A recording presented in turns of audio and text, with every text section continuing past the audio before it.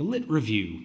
This is, I think, in some ways the most valuable, but also probably the most boring to write.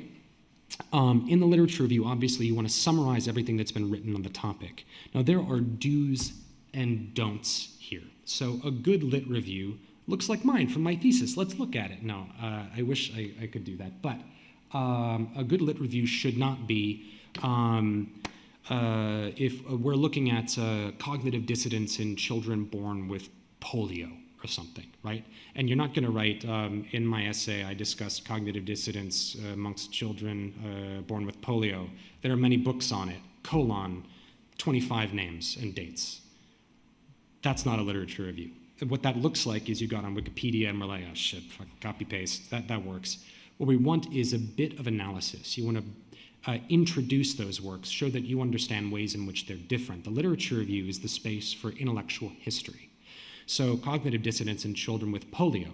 There are many books written on it, and then you can say many brilliant studies. Then you can do names and dates, but then you continue talking. You say the field that you're working in begins in the 19th century with the work of Snodgrass and Poop Fart or whoever, right? It begins with these people and their groundbreaking work on yada yada. However, their research was heavily biased due to certain research confounds and was expanded upon in the 20th century by all of these people. The 20th century saw the emergence of new subdisciplines, which are characterized by the following works.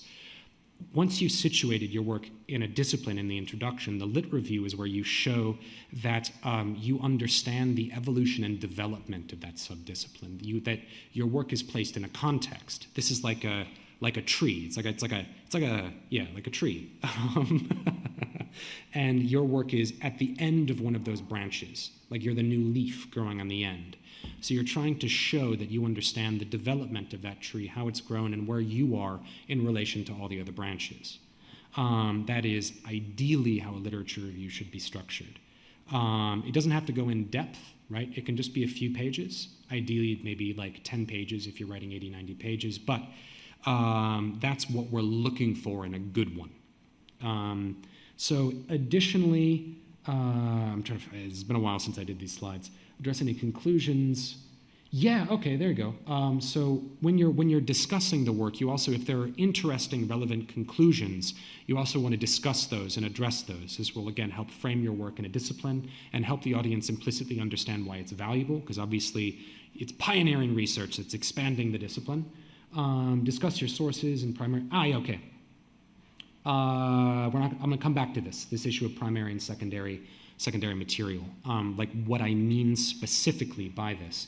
But you can also discuss if you have biases, like in my doctoral thesis, I didn't discuss one really, really important work. And the reason that I didn't was because it's on astrology and not actually claromancy. It's, in my definition section, I exclude this field of astrology. So I didn't discuss the work. I gave it to my supervisor to proofread, and he was like, oh, you don't discuss this very important work. And I was like, dude, read my definitions. And he was like, oh, yeah, fair enough.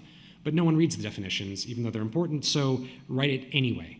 So if you have important choices or exclusion, or things that you excluded from your lit review, or from your work in general, this is the place. Again, this is all about defending yourself.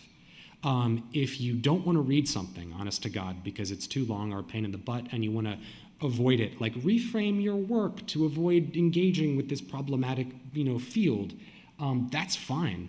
But create a reason and talk about why.